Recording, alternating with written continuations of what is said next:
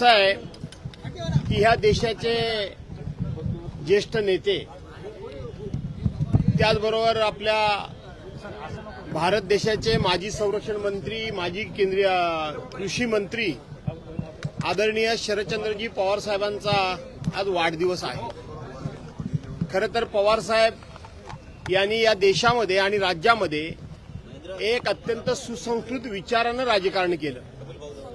ते राजकारण करत असताना राजकारण करतात, परंतु वैयक्तिक जीवनामध्ये विरोधी पक्षाच्या लोकांसमोर वागताना सुद्धा ते नेहमीच समोरच्या माणसाचा सन्मान करून, आदर करून ते वागत असतात. आयुष्यामध्ये त्यांच्यावर अनेक आरोप झाले, अनेक टीका झाल्या, अनेकांनी अनेक प्रकारे त्यांच्याबद्दल संशय व्यक्त करण्याचा प्रयत्न केला, परंतु मी त्यांना जवळून पाहिलंय. मी त्यांच्याबरोबर बरीच वर्ष काम केले. ते राजकारण करायचं असेल त्या ठिकाणी राजकारण करतात, परंतु वैयक्तिक जीवनामध्ये किंवा आपल्यासमोर कोणीही कोणत्याही मदती करता आला तर त्याच्यासमोर ते राजकारण करत नाही किंवा त्याला राजकीय चष्म्यातून ते कधीही बघत नाहीत. आणि म्हणून राजकारण करत असताना त्यांनी राजकारणाची परिसीमा आणि कक्षा ही निश्चित केलेली आहे. अशा एका महान नेत्याचा आज वाढदिवस आहे. पवार साहेबांचा वाढदिवस म्हणजे एक खरं सांगितलं तर आम्हा सर्वांना एक दिवाळीचा सण वाटावा अशा पद्धतीचाच तो वाढदिवस असतो. कुठल्याही विषयावर कधीही कुठेही कोणीही कोणतीही माहिती विचारावी आणि ती पवार साहेबांच्याकडे नसावी असं कधीच झालेलं नाही. आणि म्हणून अशा ह्या नेत्याला मी दीर्घायुष्य चिंतितो. माझं ग्रामदैवत आई शारदेनं त्यांना शतायुष्य करावं, उत्तम आरोग्य द्यावं असा माझ्या कुटुंबातर्फे आणि उद्धव बाळासाहेब ठाकरे पक्षातर्फे मी त्यांना या ठिकाणी शुभेच्छा देतो. दुसरं, या राज्यातले आणि या देशातले एक नेते, माजी लोकसभेचे माजी अध्यक्ष, पार्लमेंटचे माजी गृहमंत्री आदरणीय शिवराज पाटील चाकूरकर सरांचं सुद्धा आज देहावसन झालं. ते स्वर्गवासी झाले असं कळलं. एक अतिशय मृदुभाषी परंतु खूप गाढा अभ्यास असलेला नेता आणि त्याचबरोबर विचारांची बैठक पक्का असलेला नेता आज आपल्या सर्वांना सोडून गेलेला आहे. मी माझ्या कुटुंबातर्फे आणि उद्धव बाळासाहेब ठाकरे या पक्षातर्फे शिवराज चाकूरकर पाटलांना मी या ठिकाणी भावपूर्ण श्रद्धांजली अर्पण करतो. रवींद्र चव्हाण यांची आज पीसी झाली. त्या रवींद्र चव्हाण पीसी मध्ये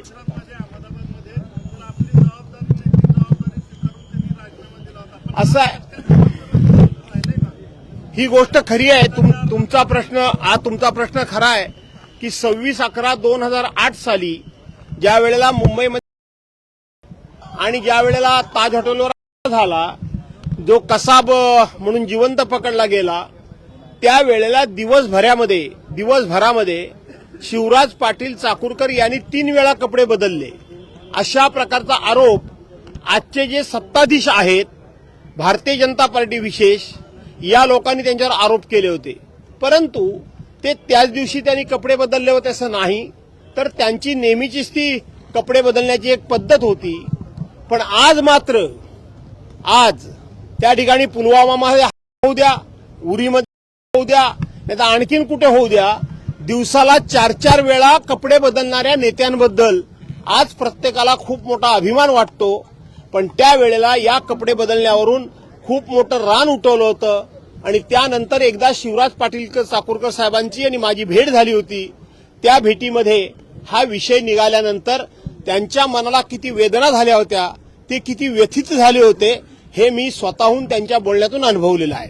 विधानभवन परिसरामध्ये गोपीचंद पडळकर आणि जितेंद्र आव्हाड यांच्या कार्यकर्त्यांमध्ये मारहाण, त्याचा अहवाल आज टेबल होणार आहे. तुम्ही कसं बघताय? असं आहे की हे कधीतरी घडणारच होतं, पण हे फार कमी घडलं.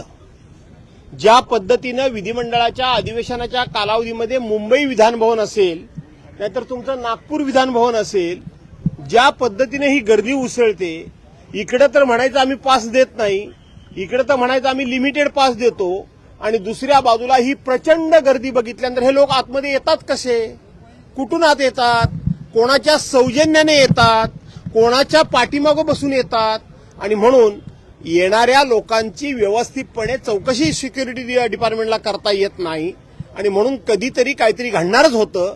ते 2 आमदारांच्या कार्यकर्त्यांमध्ये घडलं.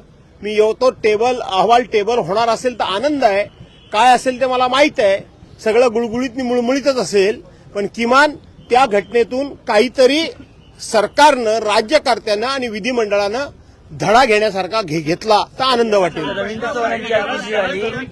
सर यालाच धरून प्रश्न असा आहे की अनेक लोक जे आहेत, अनेक आमदार जे आहेत ते आपल्याबरोबर 2-3 कार्यकर्ते अनधिकृतपणे आतमध्ये घेऊन येतात. तिथं त्या समोरच्या सगळ्या सिक्युरिटी लोकांकडनं अडवण्यात देखील येतं, परंतु आमदारांकडनं दंडगाठी करून मला माहित नाही की आमदारांबरोबर 2-2, 3-3 कार्यकर्ते येतात. आमदार असेल, मंत्री असेल, स्वतः अधिकारी असतील, सगळ्यांना नियम जर कठोरपणे लावला तर शेवटी कोणतरी 2-3 लोक अशीच आणण्याचं धाडस करणार नाहीत. परंतु प्रत्येक माणूस बघून, त्याचा चेहरा बघून आणि त्याचं राजकीय पाठीमागचं बॅनर बघून तुम्ही जर त्यांना मदत करत असाल तर शेवटी अधिकार, हक्क हे सर्वांना समानच आहेत आणि म्हणून एखाद्याला जर तुम्ही फेवर केलं तर मला का करत नाही हा प्रश्न विचारण्याची संधीच देता कामा नये, हे माझं म्हणणं आहे. 5 जामीन दिलं जातं. 5 जामीन हैदराबाद गजेट ज्यानुसार मराठवाड्यात फक्त 98 लोकांना कुणबी ओबीसी प्रमाणपत्र मिळाले. मला त्याची नक्की त्याची माहिती मला नाही, पण मी एवढंच सांगतो की सगळ्या समाजाला फसवण्याचं काम आणि उत्तम तंत्र विद्यमान महाराष्ट्र राज्यातल्या राज्यकर्त्यांना मिळालेलं आहे. अगदी धनगर समाजापासून तर प्रत्येक समाजापर्यंत कशा पद्धतीने हे लोक फसवू शकतात आणि कशा पद्धतीनं लोकांना हिप्नॉटिझ करून निवडणुकीच्या तोंडावर मतं मिळवतात हे आपल्याला आता कळलेलं आहे. पण जोपर्यंत जनता शहाणी होत नाही, जोपर्यंत जनतेच्या हे लक्षात येत नाही, जोपर्यंत जनतेचे डोळे उघडत नाही, तोपर्यंत हे असे खेळकडून करतच राहणार. रवींद्र चव्हाण यांनी या सगळी सेना पिशवी घेतली. भाजपा याची युती झालेली आहे. प्रत्येक निवडणुकीत सेना भाजप युतीने लढणार. रवींद्र चव्हाण यांनी असं आहे, त्यांची युती हो अगर न हो, पण मी एवढंच सांगतो, मी जे बघितलं तेवढं सांगतो की एकनाथराव शिंदेची भाजपाला गरज कुठे आहे? तिथं ते भाजपवाले एकनाथराव शिंदेबरोबर युती करतायत. सरसकट युती झालेली नाही. नुकत्याच झालेल्या विधान परिषद आणि नगरपालिकेच्या निवडणुकीमध्ये विदर्भातला अहवाल घ्या. या अहवालामध्ये तुम्हाला स्पष्ट दिसेल की विदर्भामध्ये भारतीय जनता पार्टीची ताकद असल्यामुळे त्यांनी एकनाथ शिंदेना सर्रास कुठेही जवळ घेतलेलं नाही. त्याचबरोबर अजितदादा पवार गट बघा, माझ्याच कोकणामध्ये राष्ट्रवादी म्हणून अजित पवार गटाला युतीमध्ये एकही जागा दिलेली नाही. ज्या कोकणामध्ये त्यांचे खासदार आहेत त्या स्वतः सुनील तटकरे, त्या म्हणजे अजितदादा पवार पक्षाचे राज्याचे अध्यक्ष आहेत, त्या खासदारांच्या मतदारसंघामध्ये ज्या नगरपालिकेच्या नगरपरिषदेच्या निवडणुका झाल्या तिथं सुद्धा त्यांना एकही जागा शिवसेना भाजपाने दिलेली नाही. त्यामुळं हा मित्र सुद्धा मागापासून मला तेच सारखं विचारतोय. मला माहित आहे की जिथे लोकांची गरज आहे, भारतीय जनता पार्टीची गरज असेल तिथं फक्त मित्रांना जवळ करायचं, वापरून घ्यायचं आणि सोडायचं. त्यामुळं असं कोणी काय असं सुखावून जाण्याची गरज नाही की युती झाली नाही ते आम्हाला कायम बरोबर ठेवतील, काही ठेवणार नाही. शेतकऱ्यांचा एक मुद्दा आहे सर, नाफेड केंद्रांवरती शेतकऱ्यांचं सोयाबीन घेतो. राष्ट्रवादी बद्दल सस्पेंड ठेवलेला आहे. नवाब मलिकांचा मुद्दा उपस्थित केला आहे. भूमिका स्पष्ट करा तरच मग आपण महापालिका निवडणूक असं कोण म्हणतं? काय म्हणतात? आता असं आहे की नवाब मलिक, आता हा नवाब मलिकांचा मुद्दा काय आहे? कधी झाले आणि नवाब मलिकांना त्या ठिकाणी आरोपीचे बरोबरी कधी ठरवलं? खरं तर अनिल देशमुख जे राज्याचे गृहमंत्री आहेत ते आणि नवाब मलिक यांच्यावर प्रचंड अन्याय या सत्ताधाऱ्यांनी केला. त्या ऐकून घ्या जरा. त्यांना देशद्रोही ठरवलं का? अनिलराव देशमुखांच्या संदर्भामध्ये जे चांदीवाल आयोग नेमला गेला होता त्या चांदीवाल आयोगाचा अहवाल येऊन, त्यांचा रिपोर्ट येऊन किती दिवस झाले? का सरकार जर एवढं निष्पृह असेल, सरकार जर एवढं स्वच्छ असेल, त्यावेळेला आरोपांची राळ उठवली. तो अहवाल टेबल का करत नाही विधानसभेच्या अधिवेशनमध्ये? तो करत नाही. आणि म्हणून नवाब मलिक जे आहेत ते मागच्या वेळेला सभागृहामध्ये जाऊन कुठे बसले होते? काय सांगितलं त्यांनी? एकमेकाला पत्र लिहिण्याची नाटकं करतात हे मुख्यमंत्री आणि उपमुख्यमंत्री. कडेकडेला बसतात आणि पत्र कसली लिहितात? मी स्वतः ज्या वेळेला नवाब मलिक आमच्याबरोबर नाही असं सांगितलं त्यावेळेला नवाब मलिकांचा सीट नंबर काय आहे आणि तो सीट नंबर कोण देतं? अध्यक्षांच्या ऑफिसमधून दिला जातो, सचिवालयातून दिला जातो. त्यावेळेला मी ते बघितलं की नवाब मलिकांना इकडे जरी बसायला लावलं असलं तरी सत्ताधारी पक्षाच्या बाजूलाच नवाब मलिकांचा सीट नंबर होता. याचा अर्थ की हे लोकांना वेडे समजतात, मी वेडे बनवतात. आता वेडे बनवतात, मी वेडे सांगितलं दुरुपयोग काय देशद्रोही जवळचे झाले का? कोणाला? अहो यांना काही देशद्रोही वगैरे काही नाही. मागच्या वेळेला पालघरमध्ये उद्धव बाळासाहेब ठाकरे ज्यावेळेला मुख्यमंत्री होते त्यावेळेला एका साधूचा झाला. त्यावेळेला या लोकांनी असं काय रान उठवलं, असं काय देश पसरवलं की उद्धव साहेब काँग्रेस बरोबर गेले म्हणून हिंदू साधूंचे लागले. आज त्याच ज्यांनी त्या मारणारा होता त्यानं भारतीय जनता पार्टी पक्षामध्येच प्रवेश केला. त्यामुळं ह्यांचं हिंदुत्व वगैरे बोलण्यासारखं बरंच आहे. हे फक्त दाखवण्याकरताय. मत जिथं कुठं मतं मिळतील तिथं त्यांचं हिंदुत्व पुढे मागे होत असतं. सीएसएमटी परिसरामध्ये छत्रपती शिवाजी महाराजांचा पुतळा व्हावा अशी मागणी केली.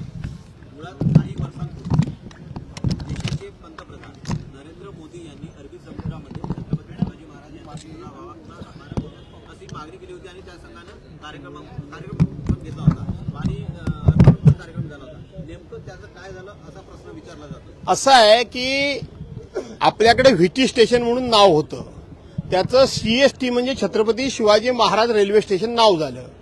त्या ठिकाणी एक चांगल्या प्रकारचा अश्वारूढ पुतळा उभा राहावा अशा पद्धतीनं आमची मागणी आहे. त्याचबरोबर आमचे त्या भागातले जे खासदार अरविंदराव सावंत आहेत हे सातत्यानं केंद्राकडे या विषयामध्ये पाठपुरावा करत होते. तो विषय त्यांनी मला सांगितला की तुम्हीही विधानसभेमध्ये हा विषय मांडा आणि विधानसभेचा ठराव करून तुम्ही केंद्र सरकारच्याकडे पाठवा. म्हणून हा मुद्दा आपण सभागृहामध्ये उपस्थित केला, बीएससी मध्ये घेऊन सभागृहामध्ये उपस्थित केला आणि राज्याचे मुख्यमंत्री देवेंद्रजी फडणवीस यांनी मला स्पष्ट शब्दामध्ये सांगितलं की भास्करराव असा आता वेगळा ठराव करण्याची गरज नाही, कारण आता जो रेल्वे स्टेशनचा विकास होतोय त्याच्यामध्ये छत्रपती शिवाजी महाराजांचा अतिशय भव्य दिव्य पुतळा आपण उभा करणार आहोत आणि म्हणून वेगळा ठराव पाठवण्याची गरज नाही. परंतु नुकतंच आता आमचे अरविंद सावंत जे खासदार आहेत त्यांना केंद्रीय राज्यमंत्र्यांनी एक पत्र दिलं. काल अध्यक्ष म्हणाले की त्यांच्या कामकाजावर आपण बोलायचं नाही. मी त्यांच्या कामकाजावर बोलतच नव्हतो. तर अरविंद सावंतांना पत्र त्यांनी दिलं. त्या पत्रामध्ये त्यांनी ही भूमिका नाकारलेली आहे की त्या ठिकाणी पुतळा बसवणार आहे वगैरे काही त्यांनी मान्य केलं, किंबहुना ते नाकारलेली आहे. म्हणून पुन्हा एकदा सभागृहामध्ये हा मुद्दा उपस्थित केला आणि सभागृहाचं आणि मुख्यमंत्र्यांचं मी लक्ष वेधलं की त्या ठिकाणी पुतळा व्हावा. पण त्याच्यानंतर माननीय मुख्यमंत्री देवेंद्र फडणवीस यांनी सांगितलं की जो काही पत्र आलं असेल ते पूर्वीच्या आराखड्यानुसार आलं असेल. आम्ही नवीन सुधारित आराखडा तयार करतो आहोत आणि त्या पद्धतीनं सीएसटीला पुतळा बसेल असं त्यांनी सभागृहामध्ये सांगितलंय. त्यांना मी धन्यवाद देतो. तो होईपर्यंत आम्ही पाठपुरावा करणार. आपण जो मला प्रश्न विचारलात की अरबी समुद्रामध्ये आंतरराष्ट्रीय दर्जाचं छत्रपती शिवाजी महाराजांचं स्मारक होणार होतं, त्याचं काय झालं हा प्रश्न आपण विचारलात. ही सगळी भूमिपूजन कधी झाली होती? 2018ला हे झालं होतं आणि 19ला त्यावेळेला पार्लमेंटची निवडणूक होती, बरोबर आहे. प्रत्येक वेळी या ठिकाणी निवडणुकीच्या अगोदर अशा घोषणा करायच्या, लोकांची मतं मिळवायची आणि लोकांना फसवायचं. काय झालं? इंदू मिलच्या परिसरामध्ये डॉक्टर बाबासाहेब आंबेडकरांचा आंतरराष्ट्रीय जे स्मारक होणार होतं त्याचं काय झालं? जो मालवणला छत्रपती शिवाजी महाराजांचा पुतळा उभा राहिला तो निवडणुकीच्या अगोदरच त्या ठिकाणी पंतप्रधानांच्या हस्ते उद्घाटन झालं. 6 महिन्यामध्ये तो कोसळला. आणि म्हणून ही सगळी आश्वासनं जी आहेत ती निवडणुकीकरता दिली जातात, निवडणुका केल्या जातात, लोकांची मतं घेतली जातात आणि नंतर आश्वासनं ही कुठे जातात याचा विचार करण्याची सरकारला आता गरजच राहिलेली नाही. सरकारला माहित आहे की आपण लोकांना खोट्या आश्वासनं दिली की लोक आपल्याला मतं देतात आणि म्हणून लोक जोपर्यंत जागरूक होत नाही तोपर्यंत हे अशा थापा मारत राहणार.